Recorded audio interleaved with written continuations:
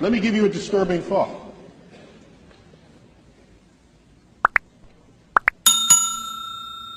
If you look at our closest genetic relative to human beings, it would be the chimpanzee. We share like 98+% identical DNA. We are smarter than a chimpanzee. So let's invent a measure of intelligence that makes humans unique. Let's say intelligence is your ability to like compose poetry, symphonies, do art, math, and science, let's say, okay? Let's make that as the arbitrary definition of intelligence for the moment. Chimps can't do any of that. Yet we share 98, 99% identical DNA, okay? The most brilliant chimp there ever was maybe can do a little bit of sign language. Well, our toddlers can do that. Toddlers. So here's what concerns me deeply. Deeply. Everything that we are that distinguishes us from chimps emerges from that 1% difference in DNA. It has to, because that's the difference. The Hubble telescope, these that's in that 1%. Maybe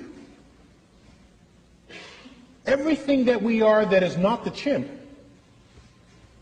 is not as smart compared to the chimp as we tell ourselves it is. Maybe the difference between constructing and launching a Hubble telescope and a chimp combining two finger motions as sign language, maybe that difference is not all that great.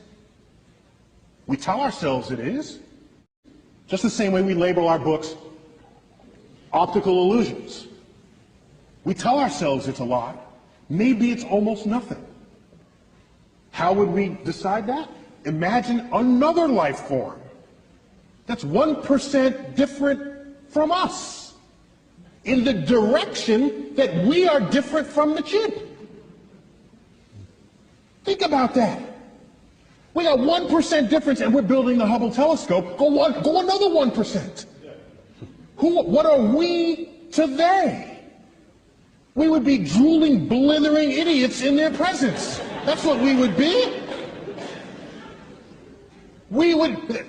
They would take Stephen Hawking and roll him in front of their primate researchers and say, well, this one is like the most brilliant among them because he can do sort of astrophysics in his head. Oh, isn't that cute? Little Johnny can do that too. Oh, that's so nice. Oh, in fact, Johnny just did that. Let me get it. It's on the refrigerator door. Here he is. He did it in his elementary school class. Think about how smart they would be. Quantum mechanics would be intuitive to their toddlers. Whole symphonies would be written by their children, and like I said, just put up on the refrigerator door the way our pasta collages are on our refrigerator doors. So the notion that we're going to find some intelligent life and have a conversation with it? When was the last time you stopped to have a conversation with a worm? Or bird? Oh, well, you might have had a conversation, but I don't think you expected an answer, all right? So, we don't have conversations with any other species on Earth with whom we have DNA in common. To believe that some intelligent other species is going to be interested in us enough to have a conversation? They'll look at our Hubble telescope and say, oh, isn't that quaint? Look at what they're doing.